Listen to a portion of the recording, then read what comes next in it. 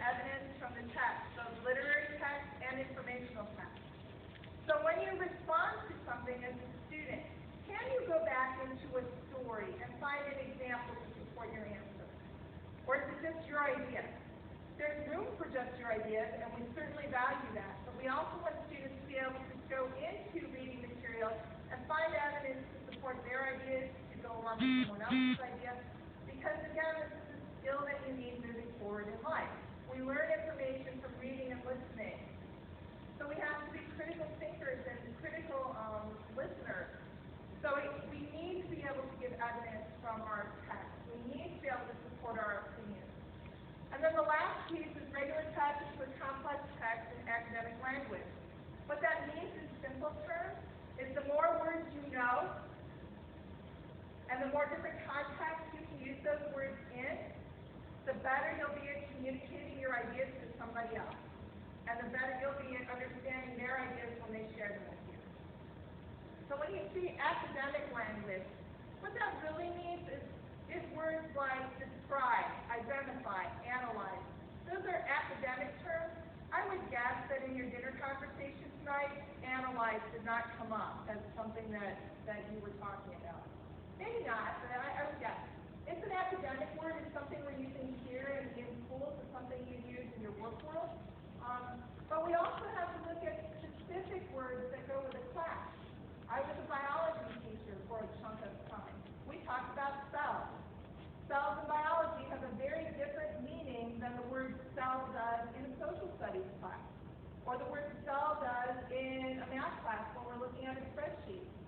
So academic language means that students need to know that cell is going to have a different meaning depending on the context that we're using it in. Now, what can you do as parents and community members? Why should you care about the fact that we want kids to have a good academic vocabulary and regular practice? As parents and community members, the best gift you can give to your child is to talk to your child and read to your child. That's it. If you want to do something tonight, if you want to walk out of here and do something that will have a huge impact on your student success in the future, read to your child and talk to your child.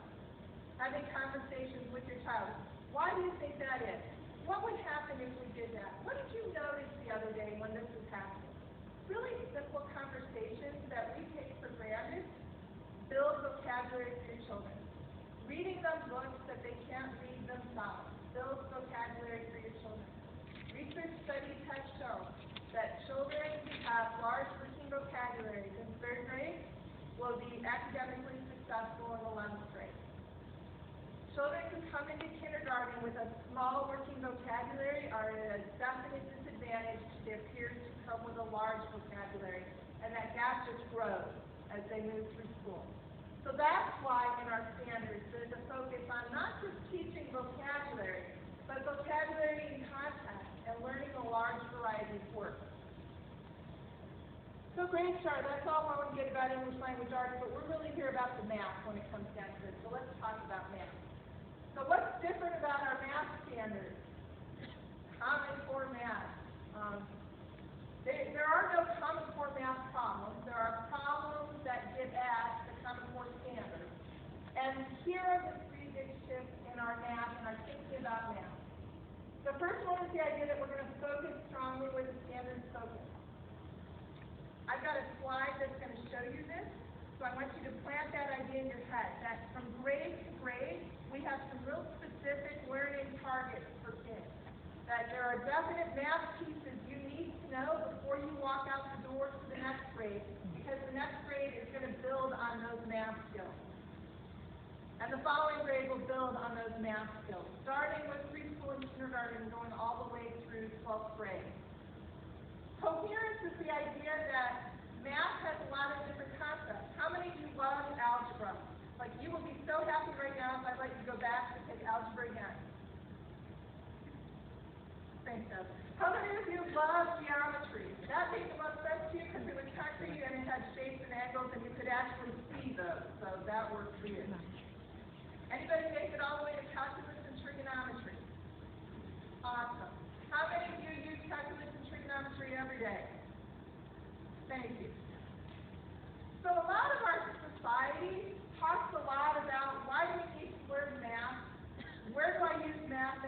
daily life. And why do I need to care about algebra and geometry and measurement and statistics?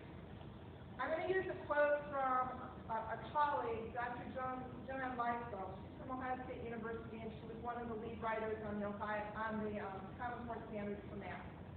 And she says that when you walk out of your house in the morning, boom, there's this math. There is no escaping it, whether you acknowledge it or not. There's math all around you all the time. So when we look at coherence, we're looking at teaching kids in grades K through 8 geometry and statistics and measurement and data and numbers and number sense and what does number mean to begin with. All of those things are part of math, and they relate to each other. You can't learn algebra without learning something about geometry. Those two pieces fit together. So that coherence piece is helping kids see that math applies to their real world, and that you can't learn math in little pieces, that all those pieces are connected. The rigor piece is the fact that the standards are designed to get kids through Algebra 1 or pre-algebra as 8th graders.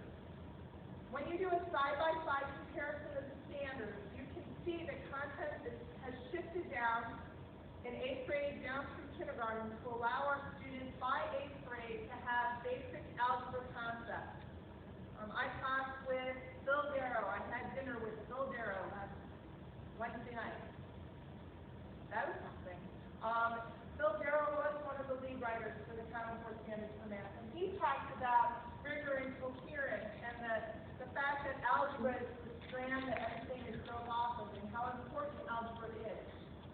And that by 8th grade, students have a solid understanding of algebra, and that it's there. And if you go into the standards, you can start to see that, and you start to work through it step by step.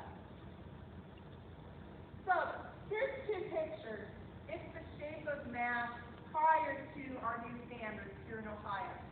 On the left side is how math topics were covered by grade level in 2/3 of A+ rated countries. On the right